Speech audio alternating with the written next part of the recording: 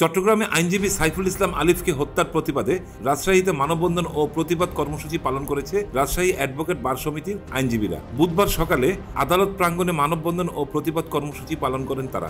এ সময় তারা ইসকনকে উগ্রবাদী সংগঠন হিসেবে অভিহিত করেন। আইনজীবীরা বলেন, আদালত প্রাঙ্গণে আইনজীবীকে নির্মমভাবে পিটিয়ে ও কুপিয়ে হত্যা করা বাংলাদেশের ইতিহাসে নজিরবিহীন। এই ঘটনাকে ছোট করে দেখার কোনো সুযোগ নেই। আমরা এই হত্যাকাণ্ডের তীব্র নিন্দা জানাচ্ছি। ইসকনকে নিষিদ্ধ করার দাবি জানাচ্ছি। নিষিদ্ধ ছাত্র সংগঠন ছাত্রলীগ এবং এদের সহযোগী যারা এই হত্যাকাণ্ডের সব সক্রিয় ভূমিকা পালন করেছে তাদের দ্রুত বিচার, আদালতে অবিলম্বে বিচার এবং শাস্তি দাবি করছি।